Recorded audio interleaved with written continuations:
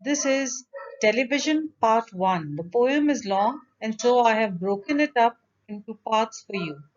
This poem is by Roald Dahl, and I'm sure some of you may have read the book Charlie and the Chocolate Factory, which was written by him.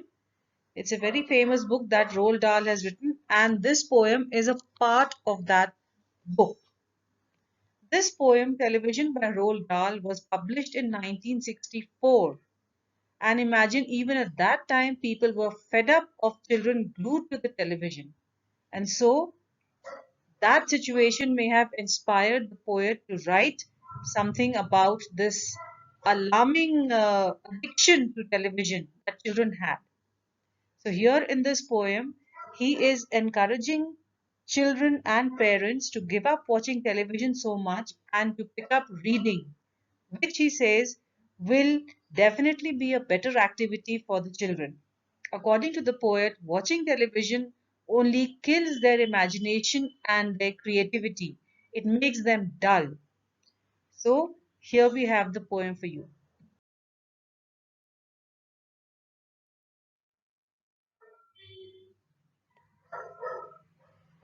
The most important thing we've learned so far as children are concerned is never, never, never let them near your television set.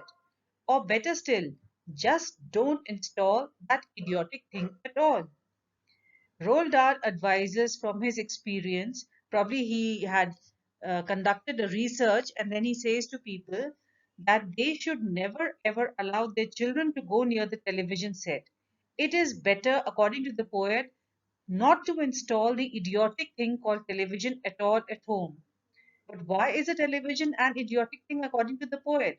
Throughout the entire poem, the poet attempts to answer it.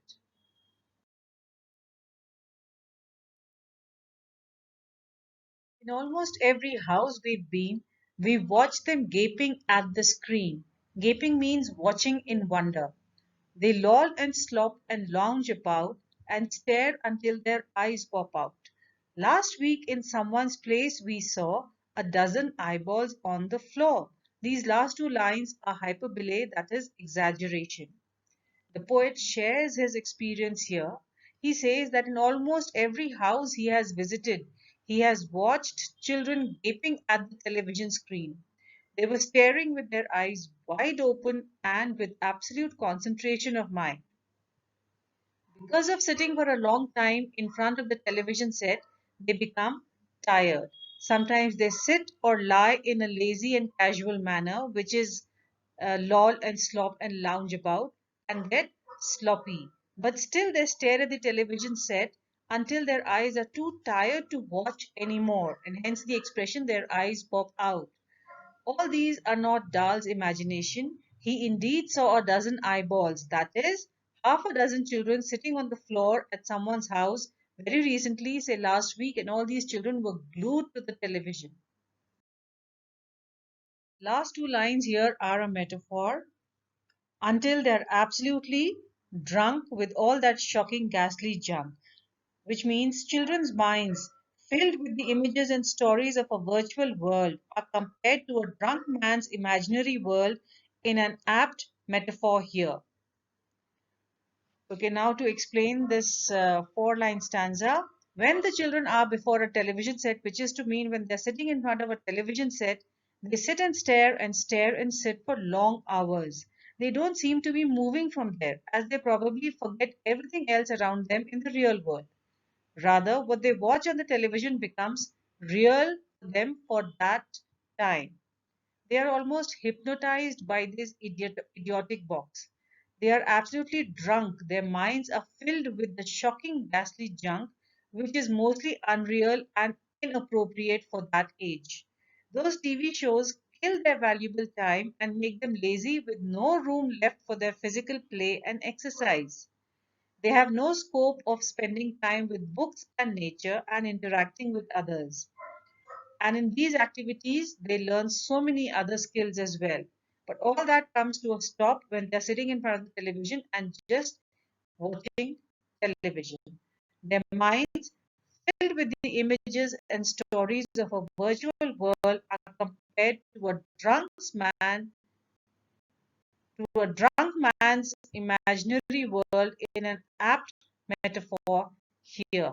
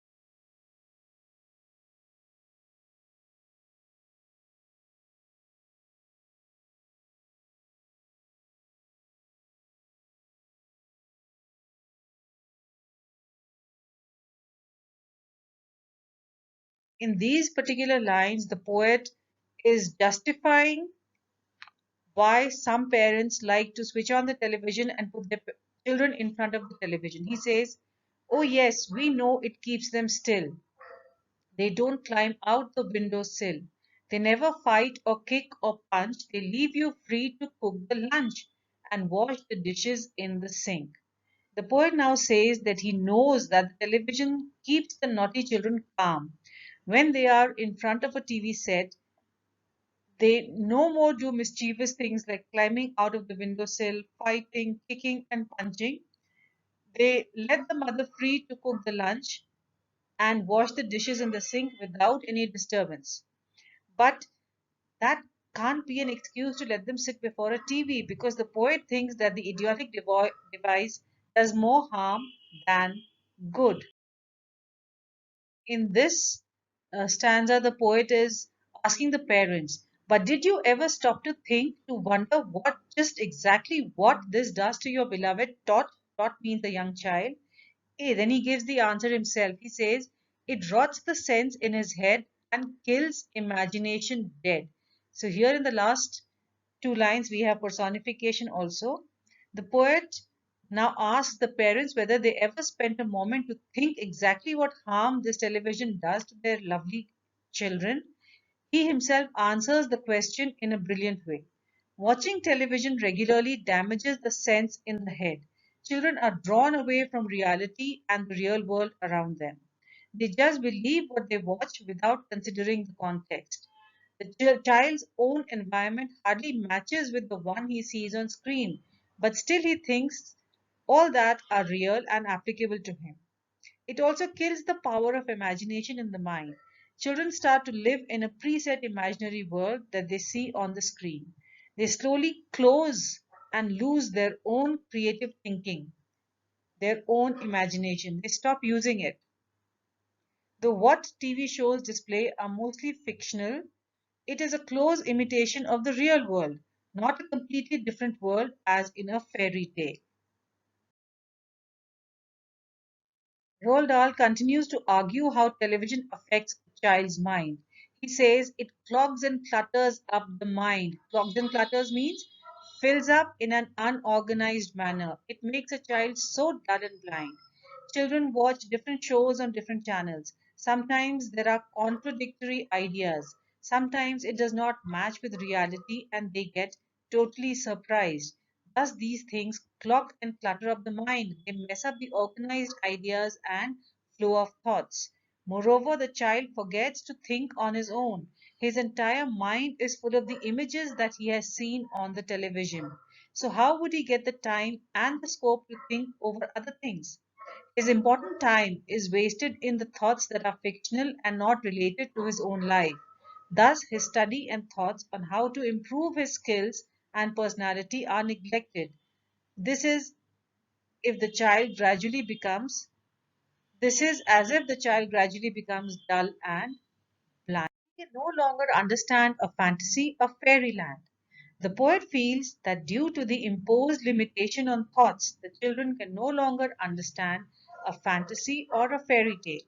They cannot extend their imagination power to that level. They are now used to seeing an image of the likely real world, a virtual reality. His brain becomes as soft as cheese. In this line, we see a simile because the brain is compared to soft cheese. His powers of thinking rust and freeze. He cannot think, he only sees. Roald Dahl now opines, which means he is of the opinion that by watching television, the brain becomes soft like cheese. Children now believe everything they watch or hear on television. They cannot find their own logic or analyze and interpret a thing. The power of thinking, the thought process freezes and gets rusty. They cannot think on their own.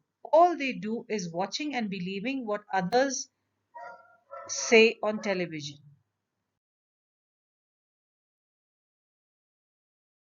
Having identified the problem, he also envisages the questions that the parents might have or the people who are reading the poetry might have.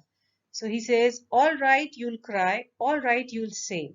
But if we take the set away, the TV set away, what shall we do to entertain our darling children? Please explain. So this is the common question that everybody would have, that if the TV set is removed, then how will the children be entertained? What is going to replace the TV set? The poet knows what the readers or especially the parents would ask. The question is how parents shall entertain their affectionate children if they take the TV set away from them. The poet answers this question in the following lines of the poem, which we will do in part 2.